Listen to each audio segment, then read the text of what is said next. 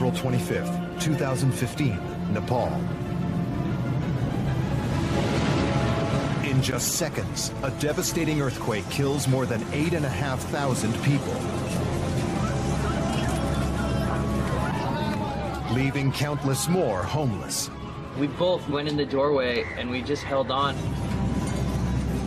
On Mount Everest, the quake unleashes a massive avalanche. It was like a rolling cloud coming to bury you. I really thought, is this the end?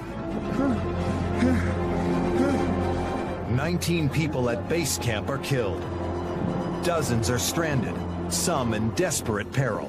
I can't lose him. I need to save him. Buildings and villages collapse across the Kathmandu Valley. This is now a graveyard. Temples crumble.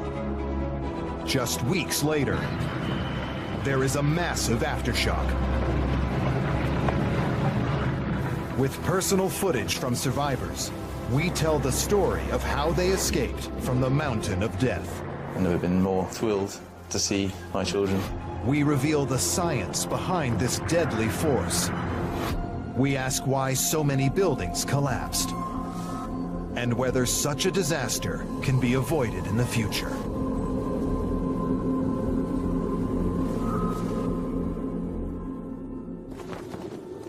It's the morning of Saturday, April the 25th, 2015. High on Mount Everest, the climbing season has begun. Around 600 mountaineers are relaxing at base camp, while others have started their ascent up the mountain. In the Kathmandu Valley, below the Himalayas, tourists are trekking through ancient landscapes. Nepal is a spiritual country, the birthplace of Buddha, and home to hundreds of Hindu temples and cultural treasures. In the capital, Kathmandu, it is a day like any other. The vibrant city throngs with people going about their daily lives.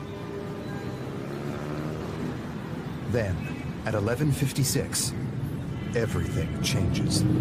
The earth begins to shake. An earthquake measuring 7.8 sends powerful shockwaves across the country.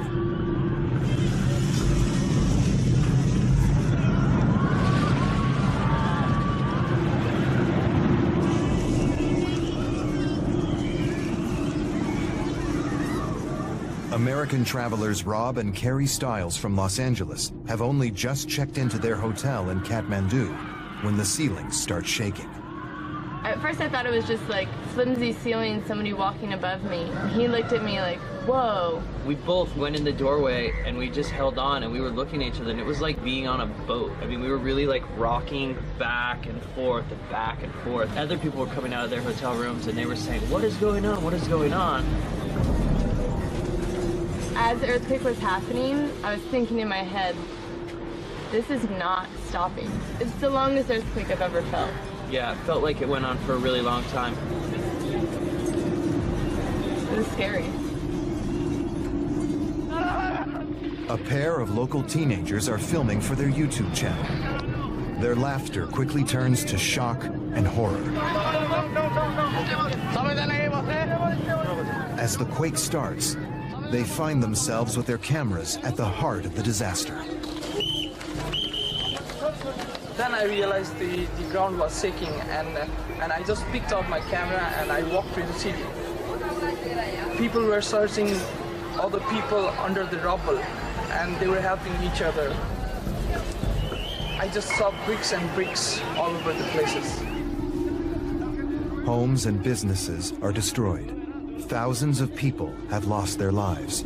Untold numbers are injured.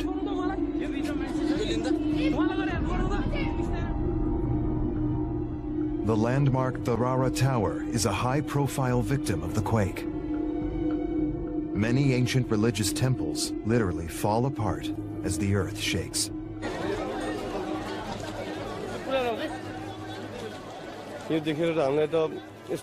I feel this is now a graveyard. This is where we played. This is where we grew up. Seeing all these temples destroyed, I feel so depressed. The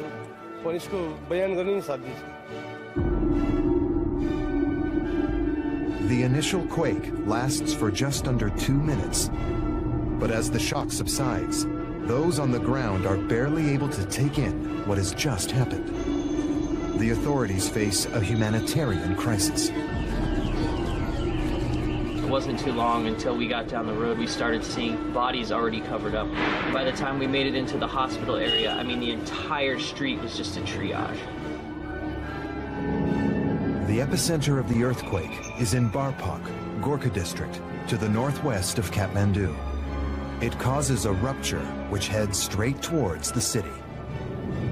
But the seismic waves are felt 130 miles away, on Mount Everest.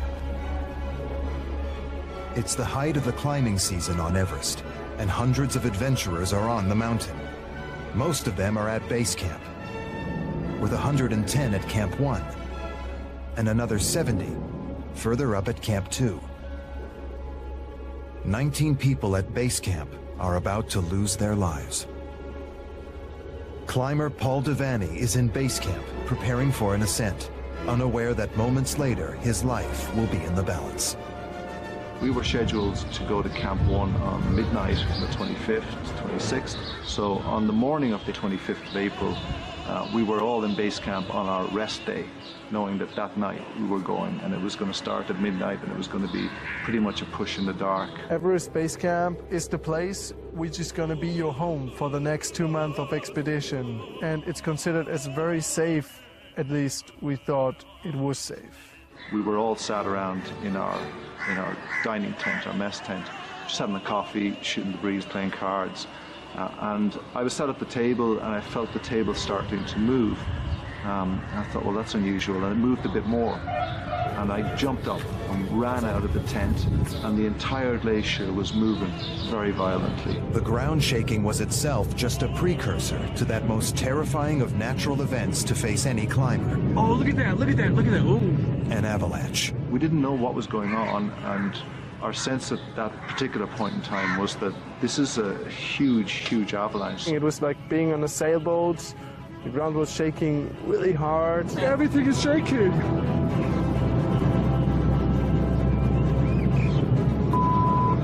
The whole ground is shaking. Then suddenly I saw people running away. And I turned around and I saw this massive tsunami made of ice coming towards us. It was hard to make out where the wall stopped and where the grey sky began. It just seemed to be as high as we could see and traveling at incredible speed, and it just kept coming. Our only option available to us at that point was to jump into the tent we'd come out of. Whoa, inside!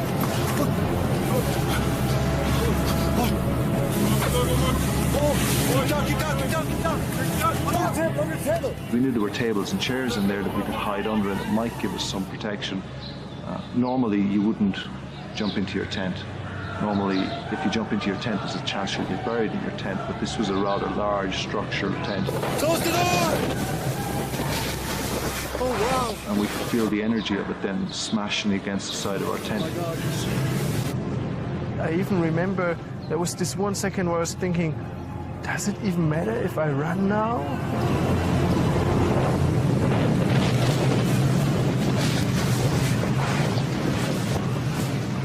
But then I decided, just throw yourself behind something, get your head down, and we ended up laying behind a tent.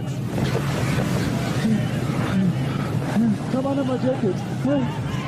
Come under my jacket. When it hit us, it just took out our breath. We couldn't breathe. Basically, I opened my down jacket, and we all three got under my down jacket to be able to at least catch a little bit of air. And, you know, I think that was the first moment in my life where I really thought, is this the end? Am I dying now? Oh, wow. That's huge. That is huge. I've never seen anything come of this like that before. There certainly was a moment when everything was moving, when we could hear a mixture of sounds, where we didn't know if part of the mountain was coming down on top of us or what was happening because we couldn't see. That's huge. That is huge. Oh my God.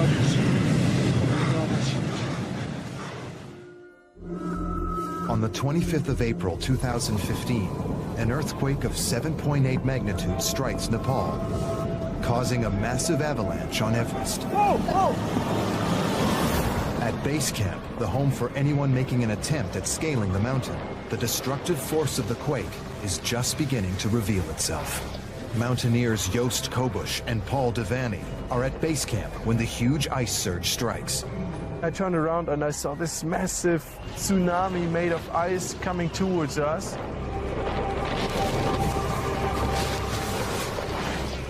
Traveling at incredible speed, and it just kept coming. Okay? It's just everyone just stay down. Paul takes cover inside a tent, but Joost is trapped outside. You know, when you're in this... Put your hands under my arms. Put your hands under my arms and come a bit closer. Can someone bring hand warmers or something? I have hand warmers in my tent. If you can. Okay, try to stay warm. He was telling me the moment when he got hit, he thought he's probably going to lose at least his hands if he's going to make it out, because he couldn't feel them at all. Try to stay warm. There was the nice cover and everything. And then I went out to catch hand warmers to warm up Gunther.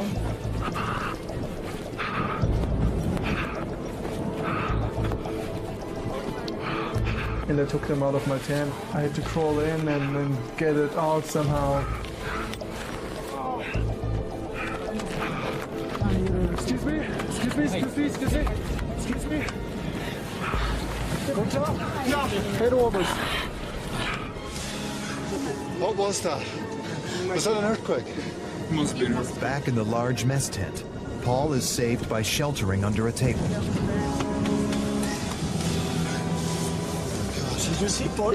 Yeah. It was coming. Oh, I saw it. But they quickly realize that not everyone has been so fortunate to escape unscathed. What the hell is just happening? Oh my God. Wow. Base camp is decimated. The ice avalanche obliterates vast swathes of the tented community that has been home to around 600 people. Joost and Paul are among the fortunate ones, narrowly escaping death. We were only maybe about 50 meters outside of our camp when we started to see the extent of the destruction. It was like something, maybe a combination of a tornado zone and a plane crash, because we could see personal effects everywhere.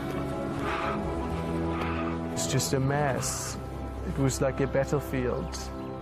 And then within a couple of minutes, the radio started to crackle, and our guys, our Sherpa, got a call to say that there was help needed. Yeah. Papa, the team is okay? That's okay. Yeah. Someone came across in the center of camp shouting that if anyone can lift people and carry things, to get over here right now. But there were no tents and there were no camps, and as we started to walk a little bit further, it got worse and worse and worse. And miraculously, the medical tent survived. And by the time we got there, the various Sherpa and expedition folks were ferrying the most seriously wounded that they could find to the medical people. And so at that point, we were taking instruction from the medical folks. What do you need us to do? So everyone at base camp, whether you were Sherpa or climb or whatever, everyone was carrying people, carrying supplies back, carrying water to the medics, and getting involved for the rest of that day. As the day wears on, the number of deaths rises to 19.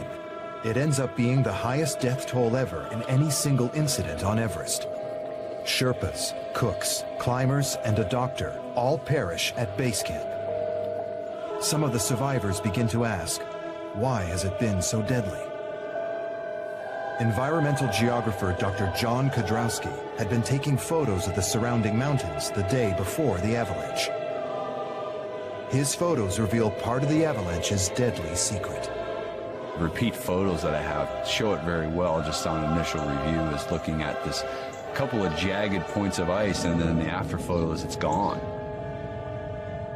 John Kodrowski's photos reveal that the earthquake causes huge blocks of glacial ice to break off and plummet down the sheer cliff face.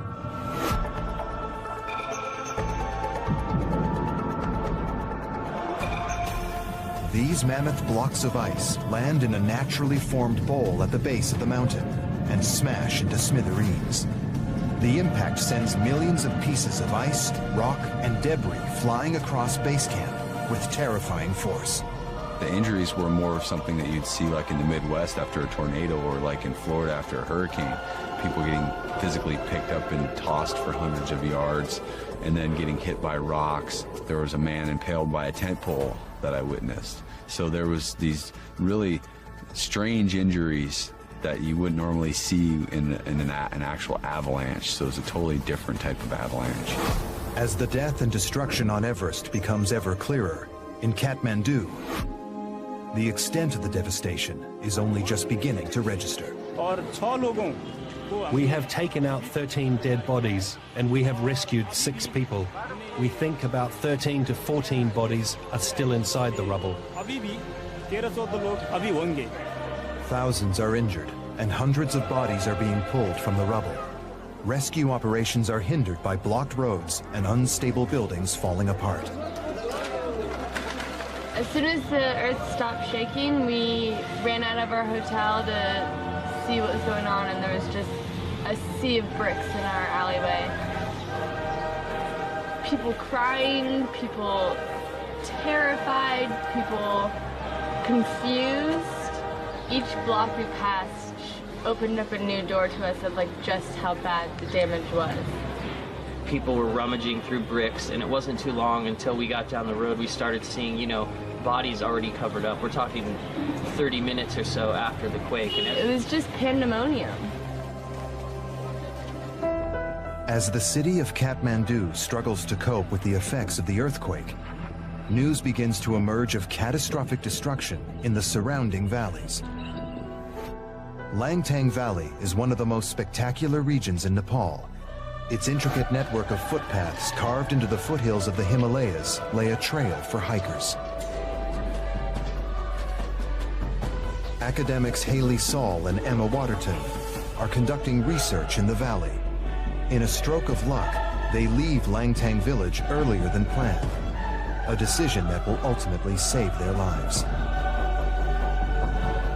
Less than 2 hours after they leave the village, the earthquake hits, causing destruction along the entire Langtang Valley. The big earthquake struck. There were at least 2 landslides. And if we'd been anywhere on those landslides, we would have just been gone, swept away.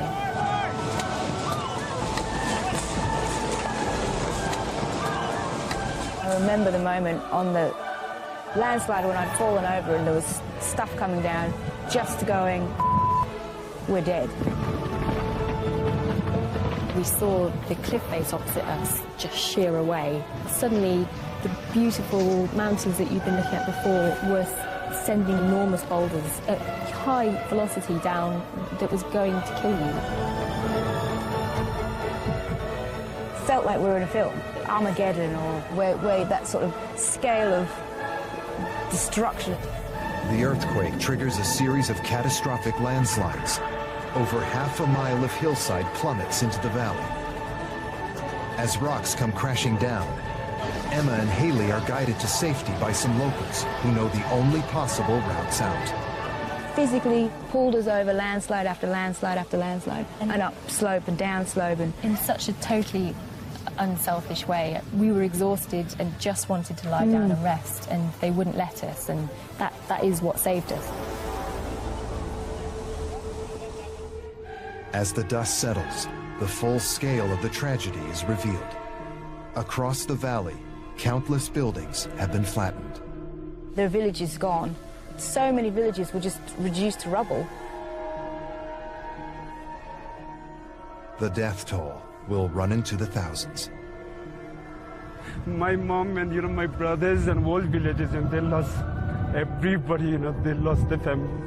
The village of Langtang that Emma and Haley had left earlier that morning is buried in its entirety. A mountain village with 55 hotels and guest houses, popular with mountain trekkers, is wiped out of existence. Back in Kathmandu, it's the colossal power of the earthquake itself that directly causes the destruction of so many buildings. But why do some of these buildings remain standing, while others are destroyed in seconds? The devastating earthquake of 7.8 magnitude that has rocked Nepal has left the region in chaos. There are over 8,500 dead, more than 16,000 injured, and nearly 500,000 homes destroyed. Nepal has been hit by many earthquakes in the past, but why? For geologists, the answer lies 10 miles beneath the surface of the Earth. The Earth's outer shell is made up of continually moving tectonic plates. Nepal straddles the plate tectonic boundary where the Indian plate collides with and moves under the Eurasian plate at a rate of nearly 2 inches a year. This is the same force over millions of years that created the Himalayas, the world's highest mountain range. But rather than the Indian plate slowly and smoothly rolling under the Eurasian, the plates get stuck and stress builds up, sometimes over many decades. When the stress gets too much, the plates move suddenly and often violently, releasing years' worth of built-up energy in seconds. This latest Nepalese earthquake releases more energy than 20 nuclear bombs. Professor Roger Billam is a world authority on the study of earthquakes. He was on the first plane to Kathmandu when the tragedy struck. He believes it wasn't a matter of if an earthquake would strike, but when. It has to happen. Without that movement, India can't get under Tibet. It will just crumple up somewhere else. It turns out this is the easiest place for it to go. And it goes in sudden jumps. So for hundreds of years it's stuck, the friction is too high, and then the friction is overcome by the forces that are developing, and you get 2 or 3 or 4 meters of slip. In fact, the maximum slip in this earthquake was about 4 meters. But it was about the equivalent of 200 years of northward movement of the Indian plate.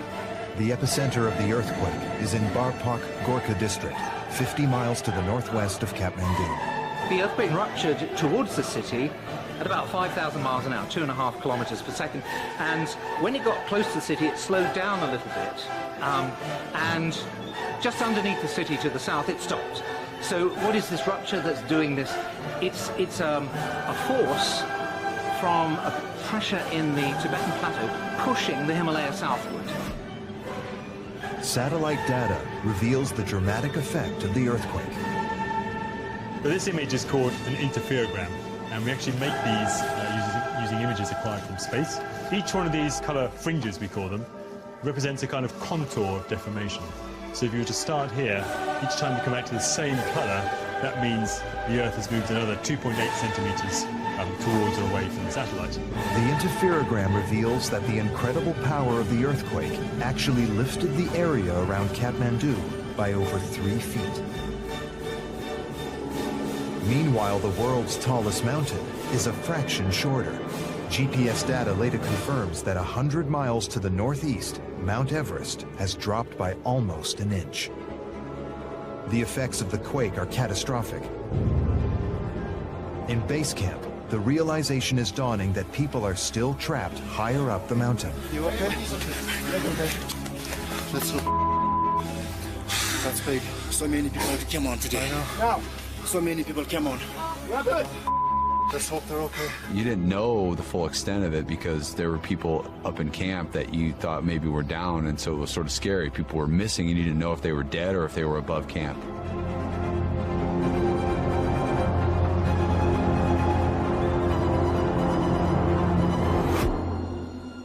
British climber Dan Wallace has left behind his wife and 3 children to accomplish his lifelong dream of conquering Everest. Any final words? Having climbed up through the Khumbu icefall in the morning, Dan makes it to Camp 1 by the time the quake strikes. There were about 70 people at Camp 2, and they were safe and secure, and there were 110 at Camp 1 who were less safe. In addition to the deadly ice avalanche at base camp, the earthquake has triggered a number of other avalanches blocking routes up and down the mountain. Camp 1 is built on a glacier. It is surrounded by crevasses, and at any time it could be taken out by an avalanche. So that was very much at the forefront of our minds, that at any moment Camp 1 could go while we were in it. But because of the excess snow from the avalanches, there was no route up to Camp 2 anymore. That was either destroyed, the rope was either destroyed, or new crevasses had opened up. It was as these reports were coming out, we began to realise that we were now stuck. That clearly a huge amount of trouble was going on down at base camp. We were warned that there was going to be a period of time that we were going to be staying here. And it was now a case of survival. I was sitting in my tent thinking, how have I got myself into this position? Leaving behind me my wife and my children. And all I could think about was how foolish I felt that all those people had said it was a silly expedition to go on were right, and I'm sitting here with no control. And it was the lack of control that adds to the fear. At any time there could be another aftershock, at any time there could be another avalanche come down, and that could be the end. While Dan is stranded in Camp 1, further up the mountain are father and daughter team from Utah, Randall and Haley Erkenbrack, having previously been to base camp. They have now returned to conquer the summit, something 59-year-old Randall has dreamed of since childhood. They are an hour's climb below Camp 2 when the quake strikes. It was terrifying. I seriously thought I was done, like my life is over right here. The guys I was with said, don't look back. I looked back, and it was like a rolling cloud coming to bury you. They survive the avalanche, but as they reach Camp 2, it becomes obvious that there is something seriously wrong with Randall. When I hit Camp 2, I was extremely exhausted. It was one foot after another, just trying to get there so I could recover. He stumbles in and he kind of like collapses on the ground, throws his backpack, and he's like, I can't breathe. Randall is suffering from high-altitude pulmonary edema, which is fluid accumulation in the lungs. It is the highest cause of death related to high-altitude exposure. Without enough oxygen in his blood, his body is starting to shut down. It's a necessary thing that you get medicated and get lower in elevation, because even with oxygen at higher elevation, your chances of survival are not good. There are 70 people stranded up at Camp 2 with enough supplies to survive for several days. But Randall only has enough oxygen for around 12 hours. With base camp knocked out, they have no idea when the rescue helicopters will reach them. I was actually feeling full of liquid, dying. I couldn't stay there. I mean, the longer I stayed there, the more deteriorated I got. His daughter Haley helps to keep him alive throughout the night by making sure his breathing is regulated. I laid there all night and listened to him breathe to make sure every breath, in case he were to stop breathing, I could react. It was a terrifying night. I felt this huge responsibility, like I can't lose him. I need to save him. It's not acceptable to die here, and I'm not gonna. So I'm gonna somehow get the hell off here, and for my family. The longer Randall stays at that altitude, the worse his edema gets. Without a helicopter off the mountain, Randall could be dead in hours.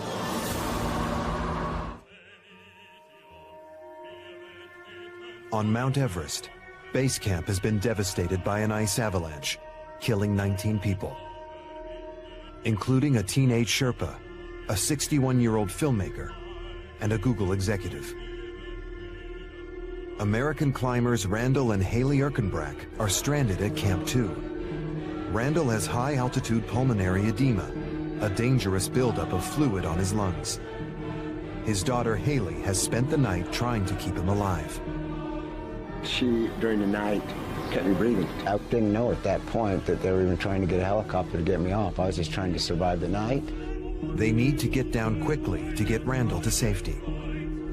But avalanches and aftershocks have knocked out the essential ladders and rope systems along the Khumbu icefall, their only route down to base camp.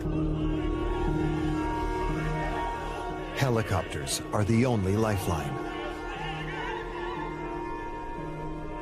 Haley and the other crew got my gear, helped me put my shoes, and walked me a couple hundred yards to where they'd made a makeshift helicopter pad on ice, and we sat on a bag and waited. After an anxious wait, a helicopter arrives and begins the perilous journey to get Randall down to a safer altitude and urgent medical care. The pilot was very brave. He was going along the side of the mountain Everest trying to watch the mountain circle, and finally we got to base camp. The next morning, helicopters were working all of the time, getting the seriously wounded out first. But flying helicopters in the Himalayas is a dangerous business. Because of the thin air, rotors don't create as much lift, meaning they cannot carry very much weight. 180 stranded climbers had to be rescued 2 by 2. The helicopters are on their absolute limits. They're really struggling to go up. The rest of the day became a massive exercise of evacuation. It's a constant rotation of helicopters. Every 15 minutes you could see helicopter going up or down.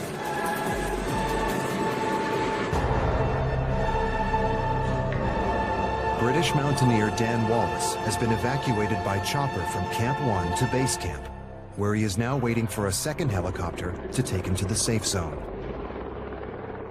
There were helicopters still moving up and down. There became a slot available on a helicopter. And this was 48 hours after arriving at base camp.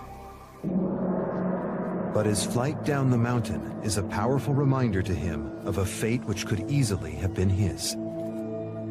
I waited for 7 hours at the helipad, and before I took off, the body of an American climber from our next door camp was brought up by his Sherpas. The body was that of Google executive Dan Fredenberg.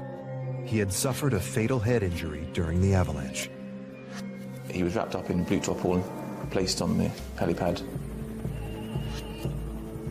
Before I knew it, I was sitting on this helicopter, flying down the valley with this poor old boy from the next door camp. And we were taken down to Lukla. While we were at Lukla, there was these stories of the 2 Dans. I'm Dan, he's Dan, and there was this helicopter that came down with the 2 Dans in it. We were 2 years apart in age, no difference between us. I could have died one way, he could have died the other, and one of us survived, one of us didn't. We were now into the sad reality that there was 19 people at base camp dead, in a place that we all regarded as fairly safe. For those survivors left on the mountain, all attention now turns to finding a way to safety on foot. We made the decision to leave base camp, and the judgment was, we need to get out of here now. Every movement was causing us to jump. But everyone was on edge, no one had had any sleep, so we packed what we needed, left everything else there, and started heading out of base camp.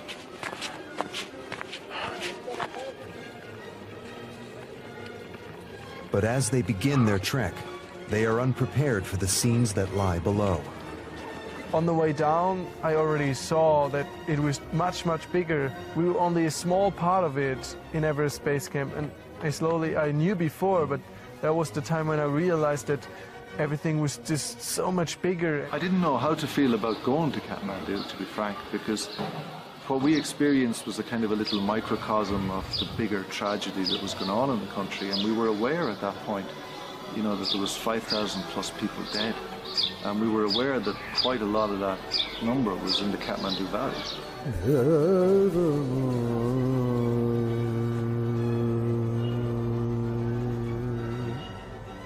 I remember we arrived back into Kathmandu, and you could see some of the destruction on the way in, and you could see the old stupas and old religious sites that had been flattened.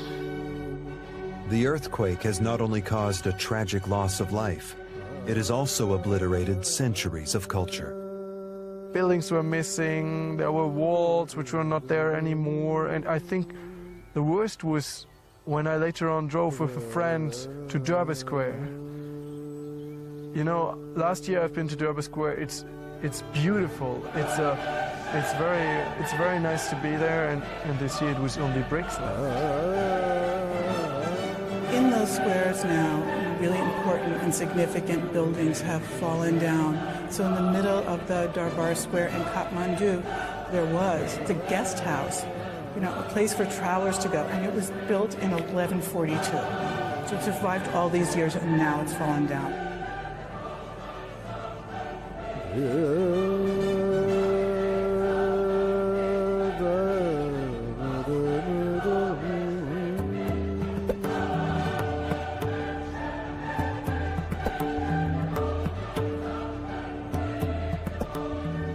Nepal is the birthplace of Buddha and was awarded UNESCO World Heritage status for 4 regions, making it one of the most culturally significant places in the world.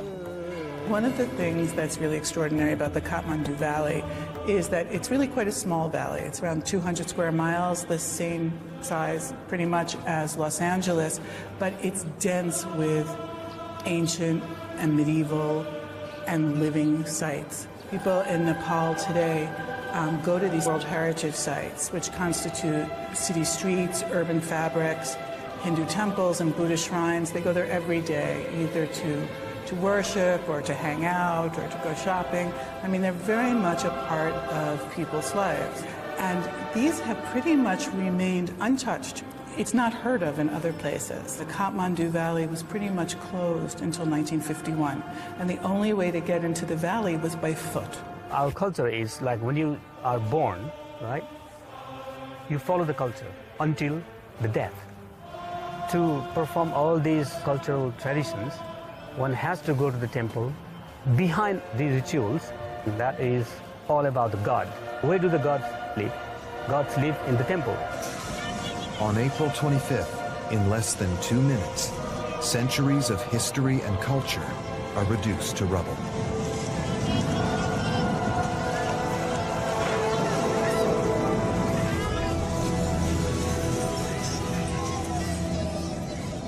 Now there's no temple, meaning there's no God. I'm deeply hurt. I can't put it into words. I feel really, really bad. I don't know how I will heal. But the people of Nepal are about to be dealt another blow. This time in the form of a powerful aftershock, which will again cripple the region. May 12, 2015, 2.5 weeks after a 7.8 magnitude earthquake hit Nepal, a massive 7.3 aftershock rocks the Kathmandu Valley again. The epicenter is close to the border of Tibet. In a cruel twist of fate, the worst damage is done in the same valleys devastated by the first quake. The already overstretched rescue services have to travel even further afield to even more remote areas. The world rallies to help Nepal, sending aid relief and rescue workers. But the tragedy takes even more lives. 6 U.S. Marines helping with rescue missions are lost along with 2 members of the Nepalese military when their helicopter crashes near Sherikot. It's estimated that more than 8 million people in Nepal have been affected by the disasters. As the authorities struggle to contain the humanitarian crisis, back in the capital of Kathmandu, the clear-up continues. Kathmandu's very legacy as an ancient crossroads means that there are many old buildings which were built long before the science of earthquake-proof construction. It's not earthquakes that kill people, it's the buildings. Build your buildings well enough, they can withstand any earthquake. If you put the same magnitude earthquake in LA with a much higher density of people, you will still probably have significantly less loss of life because of infrastructure. The worst kind of buildings, and we saw this in the Nepal earthquake, are old brick-type buildings. Reinforced concrete buildings are better, and in fact in Kathmandu you see many examples where the newer reinforced concrete buildings did stand up. If you brace the corners of buildings, you can withstand an earthquake. Places like Nepal need our help because in many respects they don't have the wealth and they haven't generated the political will to insist on and generate infrastructure that is universally safe. On the streets of Kathmandu, Earthquake expert Roger Billen surveys the earthquake damage firsthand. There are 4 steel struts through there that are holding that concrete pillar together, and it's just insufficient to withstand the enormous heave that occurred during the earthquake. In a small aftershock, they will in fact, this building could come down. What they will probably do is demolish it from the top down, but that's difficult because that will increase the amount of lean. So they'll have to prop the building up halfway. Incredibly dangerous undertaking. I really don't envy the people that will do it. Older buildings in Kathmandu are badly damaged, but out in some of the villages, there is total annihilation. The epicenter was in the mountains, where earthquake-resistant structures are really rather rare. And the message about buildings that won't fall down in earthquakes is really difficult to get out. The earthquake and its subsequent aftershocks have altered the entire topography of the region through a series of deadly landslides. And the impending monsoon season seems certain to compound the problem. You tend to find thousands of landslides in the mountains. The most perilous landslides are those that have come down and blocked rivers. The lakes are going to build up rapidly, and there is a great danger that at some point in the future they will in fact breach and produce huge floods downstream. So the earthquake is over, but the danger is not over, unfortunately. As Nepal struggles to recover, many people ask if science will ever be able to predict earthquakes.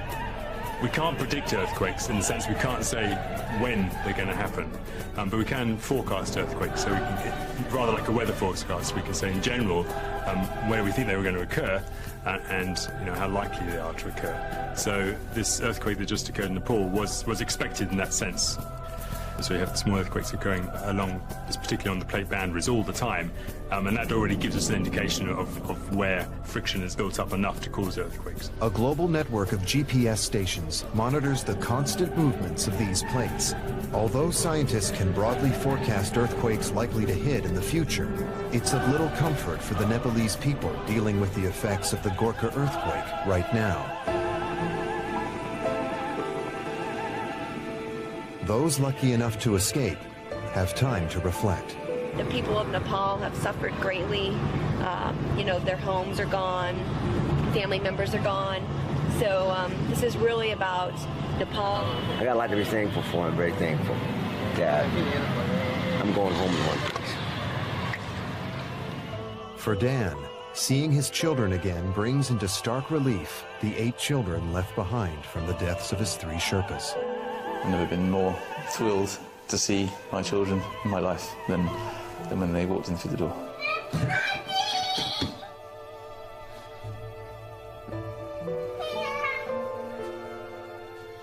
People have been climbing mountains forever. They've always had their own reasons, and Mallory famously said, it's because it's there, that's why you do it. But reality, is it for your own glory? Is it to test yourself? At the end of the day, a fear is nothing but a selfish exercise. I wanted to see whether I could do it. It shouldn't have been a wild adventure. It should have been a nice, safe summit. It hasn't worked out that way. As the tourists flee the quake zone, the focus in Nepal shifts from rescue to recovery.